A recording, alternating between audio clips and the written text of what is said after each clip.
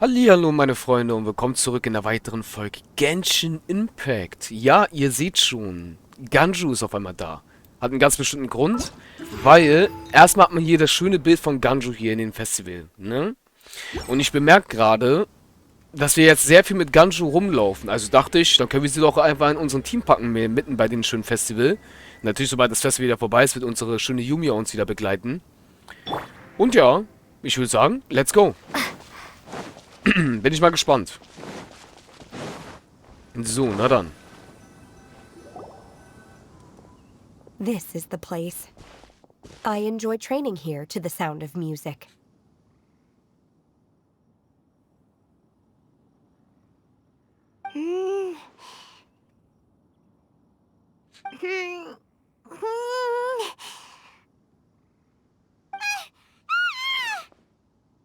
Okay. Paimon's gone deaf! Paimon can't hear anything!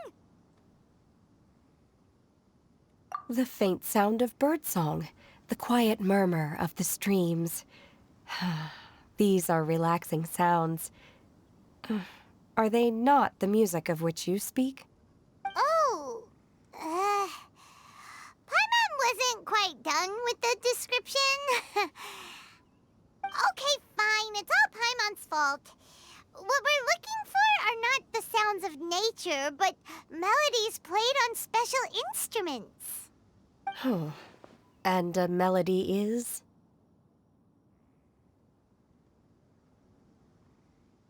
Hm. Huh? Hey, why don't you just sing that one melody Shen has heard before? It'll probably help her to understand what we're talking about.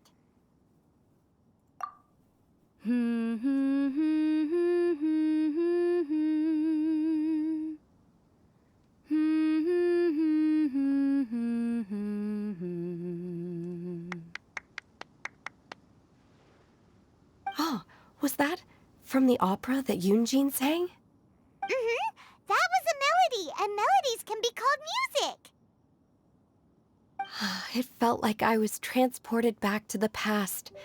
In my mind's eye, I could see the Zhao lanterns lighting up the night sky again. We're all there, raising our glasses and drinking to our heart's content on the Jade Chamber. Leute, es ist, als wäre ich mit allen auf Jade Gemach, als würden wir unsere Gläser erheben und nach Herzenslust trinken. Wer sich daran erinnern kann, das war ja, wir waren ja dort, wo sie getanzt hat. Und Shinhei, also Paimon am Ende zu Shinhei gesagt hat, calm down, Shinhei, calm down. Da musste sie sich beruhigen, weil sie war ja ein bisschen sauer. Das war in ihrer Legendenquest, Leute. Und kurz darauf kam ja wirklich das Laternenfest. Das ist jetzt schon ein Jahr her übrigens, ne? Das ist schon echt ein Jahr her. As I watched Yunjin's performance, I felt a warm sensation in my heart. And as the drink reached my stomach, it went from warm to hot. When you hummed that melody just now, feelings from a whole year ago came right back to me, as strong as they were on that day. So that's the power of music. Wow, Shenhe. That was so deep! Music definitely has the power to bring up memories. It's like a time capsule with all the special moments from our lives squished inside. What about you, Ganyu? Are there any melodies that have left a deep impression on you? I don't remember if my parents ever sang any lullabies to me. I know some local folk songs, and a few other things come to mind too. The songs of the sailors down at the docks, the little ditties that the vendors call out in front of their beloved shops, the tunes of folk artists performing on the streets. Yes, that's right. In the past, whenever I heard the sound of those tunes, I always felt that they were worlds apart from me. Nenny and Liyue probably view me as a non-human. And they are right, in the sense that I never could connect with humans' artistic expression and their sentiments. So I haven't been able to integrate into their community and be a part of their lives. At least, that's the view I held in the past. Only more recently did I start to realize that the only barriers are ones that I have erected with my imagination. The way those melodies make me feel isn't all that different from other people after all. They're about mundane details of everyday existence. Life's ups and downs, joys and sorrows. Even though we come from different backgrounds and have different stories to tell, when it comes down to the most common things that we see and experience around us each day in the city, in that sense, we're all the same. You go, Ganyu! You're really making progress. You have loads of friends in Liyue Harbor when you think about it. Okay, maybe some are more like coworkers and bosses, but at the very least, Kuching and Shenna are your friends now, right? Yes, I am. Technically speaking, we should refer to each other by the conventional forms of address used among fellow disciples. But now that I know what constitutes a friendship, I do believe we are more friends than co-disciples. Thank you, everyone. Once the days are warmer, I would like to host you at my home in the city. Please invite Kuching as well. I've planted many types of flowers. I'm sure some of them will be to your taste. You are too kind. I couldn't possibly. Nonsense. You are my friend. I have cultivated and cared for the flowers just as you taught me. Once you've seen them for yourself, I am sure you can advise me how to do an even better job next time. I will save some for decoration. We can feast on the rest. Then, thank you in advance. Wait, what is that saying again? If you insist?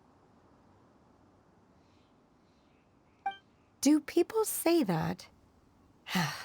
I'm not completely sure either. It doesn't matter, okay? You got the point across. No need to split hairs. Paimon's more concerned about your idea of a girls' night out. Eating flowers? Really? Does this have anything to do with you both being the disciples of that illuminated bird? Who dares refer to one not by one's Adeptus title, but merely as that illuminated bird? Master. Our greetings, Cloud Retainer. Ah! There it is! The illuminated bird has landed! Double humph.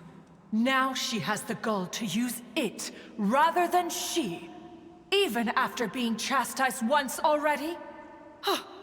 Barely a moment has passed since we last met, and yet your impertinence has reached new heights. Very well. If you refuse to learn your lesson, one shall scold you no further. One has received your message from Ganyu. On the matter of the Adeptus you seek, one suspects to know their identity. Well, shall one lead the way?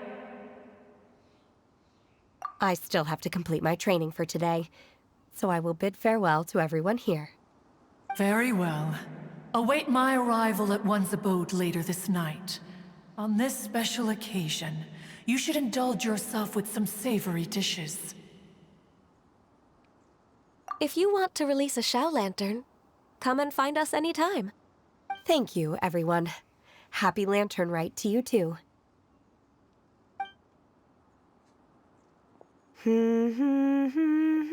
Sie singt es nach.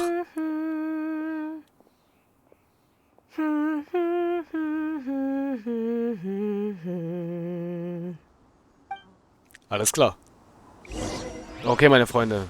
Wo bleibt der wahre Zuhörer? Geht zum angegebenen Ort. Was stand da? Mensch fressen? Aber ich kann... Was?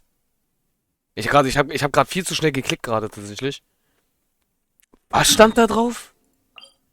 Von Menschen... Achso, von Menschen verlassen. Ich hab von Menschen gefressen, habe ich gerade gelesen. Um Gottes Willen, Leute. Das war gerade ein bisschen... Ja, ein bisschen voll falsch. Einfach zu schnell. Da hat mein Kopf ein bisschen Fantasie gemacht. Na dann, ich wollte die Blumen noch sammeln. Is this Quaily Plains? Cloud Retainer, why did you bring us here? Ganyu is of course familiar with the name Guizhong. but have you ever heard of her? Guizhong is another name of Agentis, the god of dust. She was extroverted in nature and adored social gatherings and inventions alike. Guozhong ist die Göttin des Staubs, auch bekannt als Hagetus. Sie hatte ein lebhaftes Wesen und liebte gesellige Zusammenkünfte und Erfindungen. Okay. Schon wieder eine Göttin, Leute. Es stimmt, es gab ja immer diesen Gotteskrieg, ne? Es gab ja Unmengen an Göttern und dann haben am Ende nur noch diese 7 Götter überlebt. Und das sind jetzt diese 7 Götter, die wir jetzt hier in der Welt haben. Long ago, this region was yet a prosperous assembly. Guizhong often invited her friends to visit her home, reserving for us seats around the largest stone table. Seagazer would always bring out his latest treasure and place it upon the table. He could be quite the braggart. Though usually a mild-mannered fellow, when it came to those collectibles he was so fond of, he always loved to show them off. Paimon remembers that name. So that's what Seagazer was like. He was an old friend and a former rival. One has many memories of him. Once he had brought out the treasure, it would predictably become the center of attention.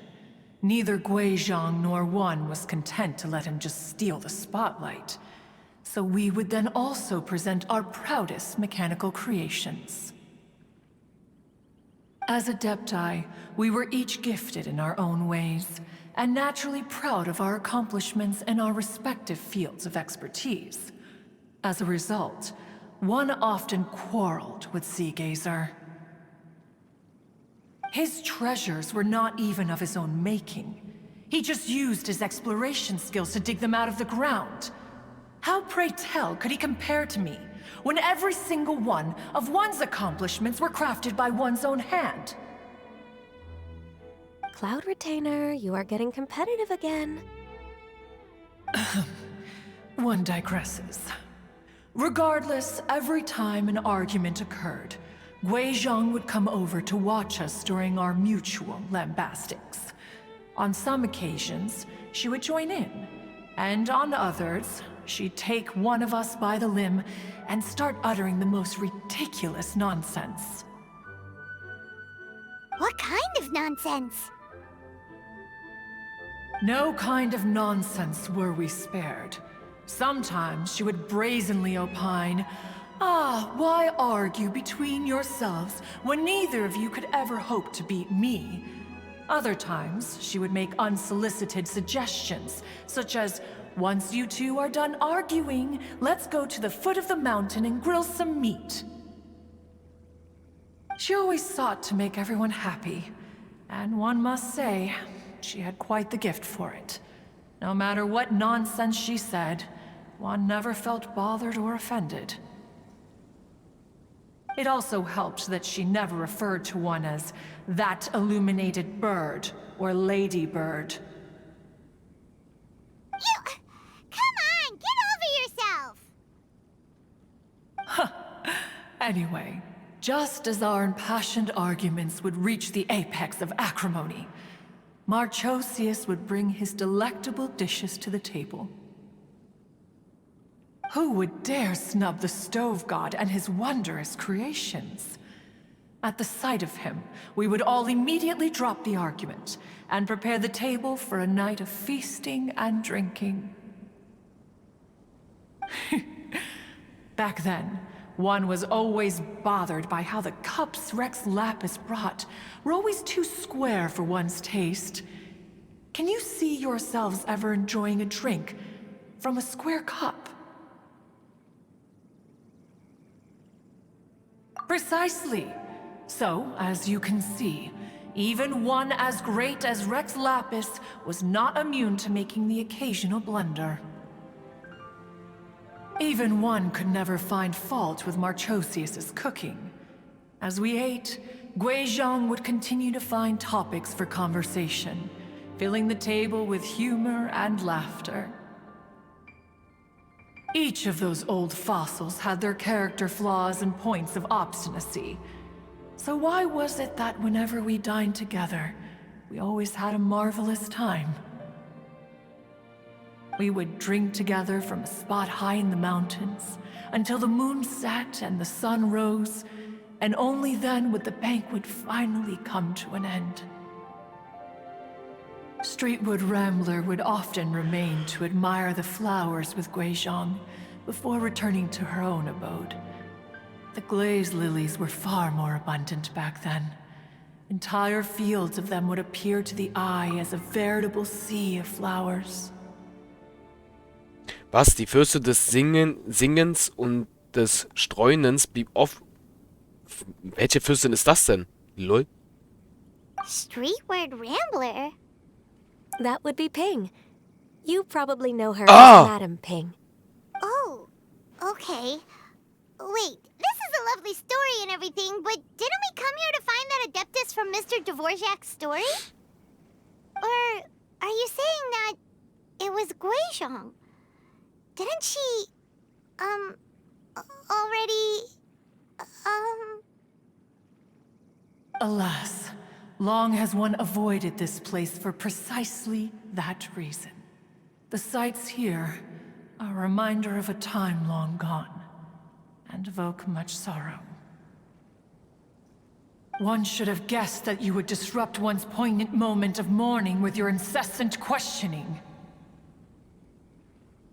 No matter, one will share the whole story with you now.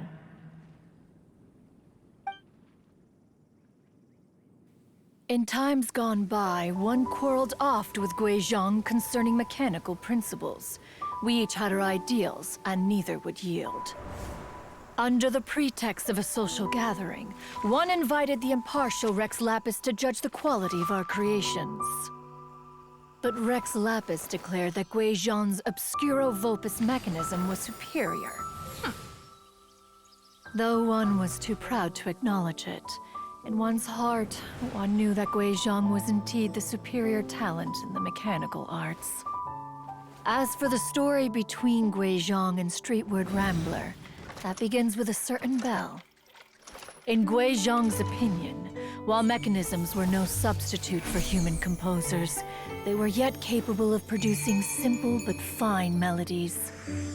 But Streetward Rambler believed music to be an expression of the soul, an emotional enterprise that could never hope to be replicated by machinery. They argued endlessly, until one asked Rex Lapis to intercede. He confiscated the bell and designated it for ceremonial use.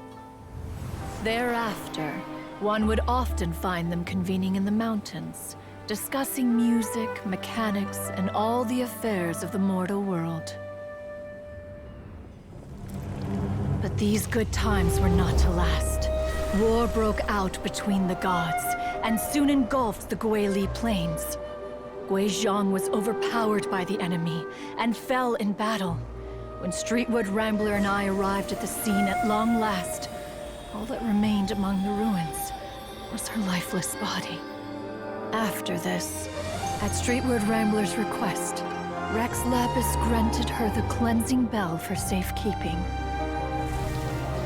To honor our friend's memory, one made a few finishing touches to her ballistic device. Many lantern rites have passed since then. Many greetings and goodbyes. Upon what do you gaze? The Guili Plains? No. It's everything.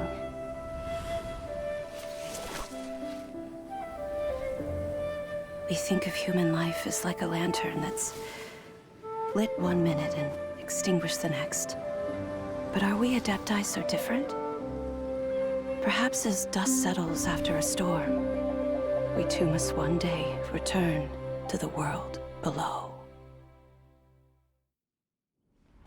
One has always been austere and private by nature, and has never relished socializing. One's dealings with Guizhong were born out of discussions on the discipline of mechanics. What? You have loads of friends, and you seem pretty chatty. Just because one is not ignorant of social graces does not mean one is fond of them. One is perfectly capable of partaking in conversation despite being introverted. But in the end, one is nothing like Streetward Rambler. She is dauntless but thoughtful, not to mention eloquent and wise. Moreover, her friendship with Guizhong was far greater than one's own. Back when they were rivals, they would often compete against one another in the realm of musical composition. That cleansing bell was one of Guizhong's proudest works, having the ability to both compose and perform. Wait, that's weird. Didn't Madame Ping say she pestered an old friend for that bell? And she also said something about being a vain beauty when she was young or something. Streetward Rambler, a vain beauty.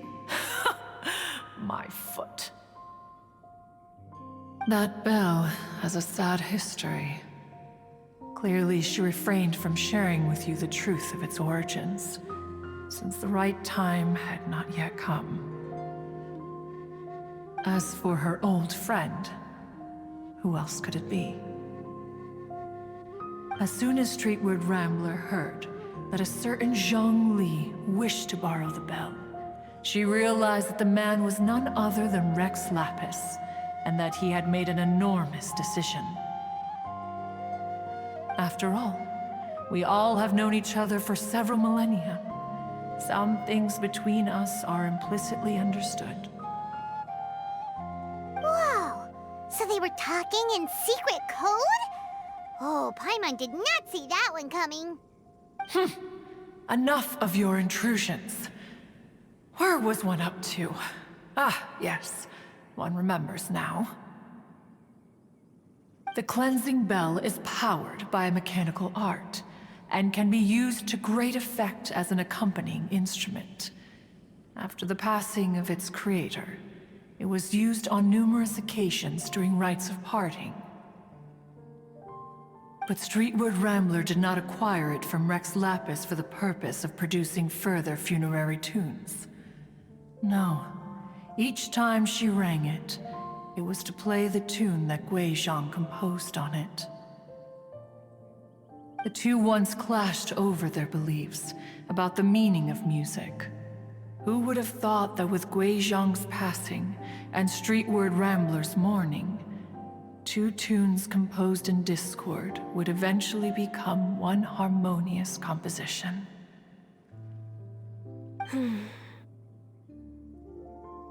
Once upon a time, Streetward Rambler also loved gatherings, liquor, and music. But after Guizhong passed, she preferred her own company. She could often be found sitting alone at a mountain summit, contemplating and reminiscing with her zither. The music would go from mournful to soothing to impassioned. Many years passed before she finally composed a melody to her satisfaction. In celebration, she played the tune to the clouds. Regrettably, one has only ever heard her play that tune once. Which brings one back to the matter you've been investigating. Perhaps it was during that performance that the ancestor of your Fontaine friend fell into the water and was saved by Streetward Rambler. But if she was so happy with the melody, why would she only play it once? One was also greatly perplexed by this. After suppressing one's curiosity for a long while, one finally approached her and asked why she would retire the tune after having spent so long on it. In response, she said, "Though the strings that played that melody survive, the one who inspired it is gone. Tell me, Cloud Retainer, when the one attuned to my soul is no longer here, who else could hope to understand this tune?" Aw, poor Madame Ping. I just remember being taken care of by you when I was young. Once the Archon War came to an end, I stayed behind in Liyue Harbor to honor my contract. Although I met Guizhong a few times, I never knew anything of this particular story. Guizhong was quite the visionary, but tragically passed before her time. Her manuscripts still lie unfinished in the realm of clouds. Blank pages give one cause for contemplation on what might have been. Had you not decided to search for that mystery Adeptus, perhaps these stories, too, would have been lost to the sands of time. As of now, you know the truth. That the Adeptus who rescued the drowning man was none other than Streetward Rambler. Do you intend to discuss this with her?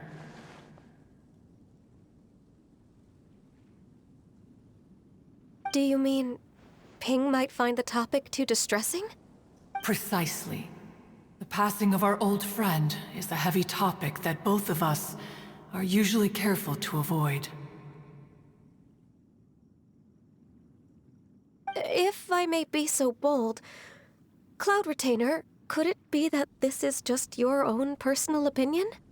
Oh? How so? I've been in Leo Harbor for quite a long time now, and I've witnessed many farewells along the way, so I too am well acquainted with the pain of the passing of a loved one. But this doesn't bring the city or its people to a standstill. They have to keep moving forward. Someone as perceptive and wise as Ping will surely have come to understand and embrace this. Though these immortal mountains have lost an Adeptus, the harbor of mortals has gained a wise elder. No loss can ever be undone, but there is always much that can still be gained. Ping has helped countless people, and will guide many others in the years to come. And all to whom she extends a helping hand become her friends. People she can admire flowers and discuss music with. Though it is heartbreaking to lose a kindred spirit, life goes on, because there are new friends waiting for you further down the road. We even asked Madame Ping what she thought about adding a music festival to this year's Lantern Rite. Oh, when we get back, why don't we just ask her if she'd like to perform? Maybe we can even get her up on stage. You youngsters and your imaginations. Why don't you come with us? It's been a long time since you last spoke with Ping, and Leo Harbor is always decorated so beautifully during the festival period. Is not every Lantern Rite the same in this regard? Were there ever anything new to discuss? One in Ping could meet any day of the year. I disagree. Each new day and each new year is different from those that have come before. How long will you simply let them pass you by?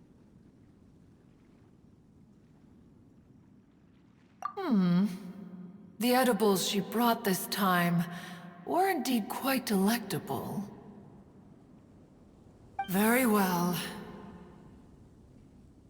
Then one will be off. If the other old fossils have sneaked away into the city to amuse themselves, one shall soon find out. All right. We should be getting back to the harbor as well. We don't want to keep her waiting.